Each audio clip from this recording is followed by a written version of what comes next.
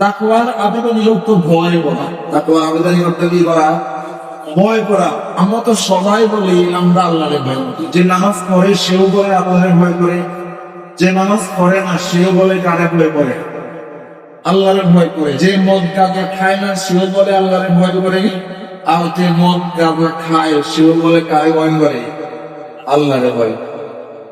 হযরত আলী রাদিয়াল্লাহু তাআলা আনহু বলেন, তাকওয়া হলো চার জিনিসের নাম। কয় জিনিসের নাম? চার জিনিসের নাম।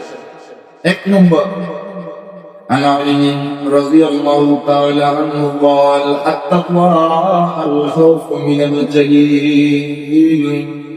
হযরত আলী রাদিয়াল্লাহু তাআলা আনহু বলেন, তাকওয়া হলো চার জিনিসের নাম। এক নম্বরে আল খাউফ মিনাল জালিল।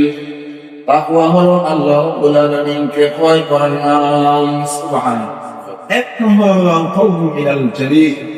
তাকওয়া হলো কাকে ভয় করা? আল্লাহকে ভয় করা। ইমানদারের হৃদয়ে সব সময় ভয় থাকবে একজনের, তিনি কে? আল্লাহ। আল্লাহ ছাড়া কারো ভয় ইমানদারের হৃদয়ে থাকতে পারে না। ইমানদার একজনকেই ভয় করবে, তিনি হলেন আল্লাহ। ইমানদার একজনেই রাজি করবে, তিনি হলেন কে? আল্লাহ। আল্লাহরে ভয় করতে গিয়া গোটা দুনিয়া যদি ইমানদারের হাত ছাড়াও হয়ে যায় তাও কোনো টেনশন নাই। আল্লাহরে রাজি করতে গিয়া গোটা দুনিয়ার সব আত্মীয় স্বজন যদি নারাজও হয় তাও কোনো কি নেই, টেনশন না। এই জন্য কবি বলেন,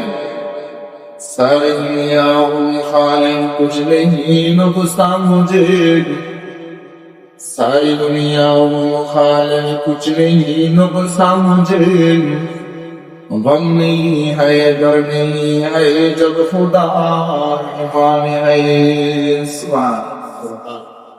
তাম দুনিয়া যদি আমাদের বিরুদ্ধে হয়ে যায় আমাদের কোনো টেনশন নাই, ভয় নেই। কেন? যেহেতু আমাদের পক্ষে কে আছে? আল্লাহ। আর যদি আল্লাহ আমার বিরুদ্ধে চলে যায়, তাম দুনিয়া যদি আপনার আমার জয় গান গায় তাও কোনো লাভ আছে? কোনো লাভ আছে? কোনো লাভ। বলতেছিলাম তাকওয়া। হযরত আলী বলেন, তাকওয়া হলো আল খাউফ মিনাল জালিল। এক নম্বরে আল্লাহকে ভয় করা। দুই নম্বর, ওয়াল আমালু বিত-তানসিল। তাকওয়া হলো কোরআন সুন্নাহ অনুযায়ী আমল করা। সুবহানাল্লাহ। কোরআন সুন্নাহ আমারে যেই পথ দেখিয়েছে, কোরআন সুন্নাহ আমারে যেই ভাবে আমল করার কথা বলেছে, কোরআন সুন্নাহ অনুযায়ী আমল করার নাম হলো তাকওয়া। কাজেই আমাদের সমাজে যারা কোরআন সুন্নাহর ধার দেয় না আর নিজের বড় বড় পিশাব দাবি করে, তাদের ভিতরে কি পিশাব তপনের কথা তাকওয়া আছে? তাকওয়া আছে না। কারণ তাকওয়ার মূল শব্দ হলো কোরআন সুন্নাহ মোতাবেক চলা। যে ব্যক্তি কোরআন সুন্নাহ মোতাবেক চলে না তার হৃদয়ে তাকওয়া নাই, আর যার হৃদয়ে তাকওয়া নাই আল্লাহর কাছে তার কোনো দাম না। এই জন্য হযরত আলী বলেন, তাকওয়া হলো আল আমালু বিত-তানজিল। কোরআন সুন্নাহ অনুযায়ী আমল করার নাম হলো তাকওয়া। তিন নম্বর, ওয়াল কানাআতু বিল কলিল। তাকওয়া হলো, আলী বলেন, তাকওয়া হলো অল্পে তুষ্টি থাকা। সুবহানাল্লাহ। ওয়াল কানাআতু বিল কলিল, অল্পে তুষ্টি মানে অল্পে থাকা, খুশি থাকা। বলেন তো দেখি, আমরা কি অল্পে তুষ্ট থাকি নাকি আমরা আরো চাই, আমরা আরো চাই, আরো চাই, আরো চাই, আরো খাই, আরো খাই? আমাদের স্বভাব হলো না। বলেন যে আরো চাই, যে আরো খাই, সবসময় আরো আরো করে যাও, তার হৃদয়ে তাকওয়া নাই। তার হৃদয়ে কি নাই? তাকওয়া নাই।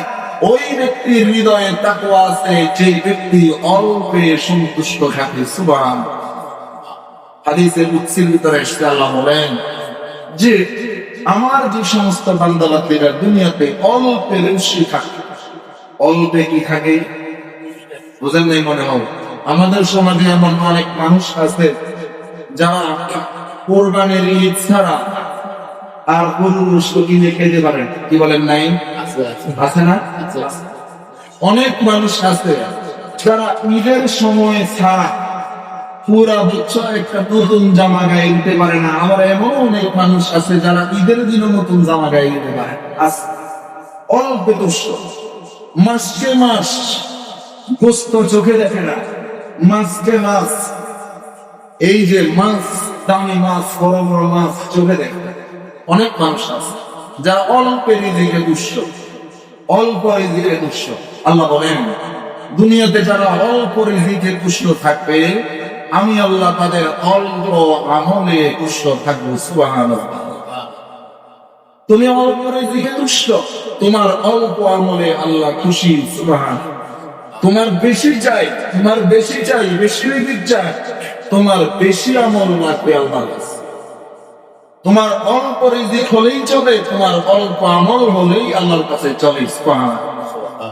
ভাই বুঝবেন, এই জন্য তাকওয়া বলা হয় আল কানাআতু বিল কলিল, তাকওয়া বলা হয় অল্প রিজিকে তুষ্ট থাকা। সুবহানাল্লাহ।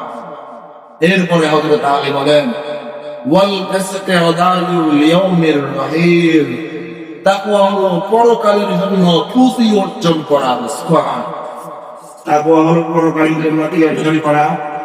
পুঁজি অর্জন করা, পরকালের জন্য সম্বল উপার্জন করা। কারণ দুনিয়া নজরাতুল আখিরাহ, দুনিয়াটা হলো পরকালের সম্বল উপার্জন করার জায়গা। মাটির নিচে ভালো থাকতে চাও, অবশ্যই মাটির উপর থেকেই তোমাকে সম্বল অর্জন করতে হবে। মাটির নিচে ভালো থাকতে চাও, মাটির উপরে তোমাকে ভালো হইতে হবে।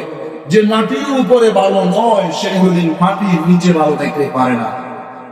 মাটির নিচে ভালো থাকতে হইলে অবশ্যই আমাদের এই মাটির উপরে ভালো হতে হবে। এই জন্য হযরত আলী বলেন আল ইসতি'দাদু লিয়াউমির রাহিল, তাকওয়া হলো পরকালের জন্য উপার্জন করার জায়গা। সুবহানাল্লাহ। যে ব্যক্তি পরকালের জন্য সম্বল উপার্জন করে, তার হৃদয়ে কি আছে? তাকওয়া। ওই তাকওয়ার নির্দেশ দিতেছেন আল্লাহ আমাদের। আল্লাহ বলেন ইয়া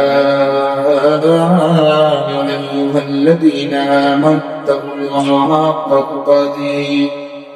আল্লাহ বলেন মুমিন মুসলমান ইমানদার গোলাম, আমি রব্বুল আলামিন তোমাদেরকে দুইটা আদেশ দিলাম। এক নম্বরের আদেশ ইত্তাকুল্লাহ হাক্কা তুকাতিহি, আমি রব্বুল আলামিনকে তোমরা ভয় করো, পরিপূর্ণভাবে ভয় করো, ভয় করার মতো ভয় করো।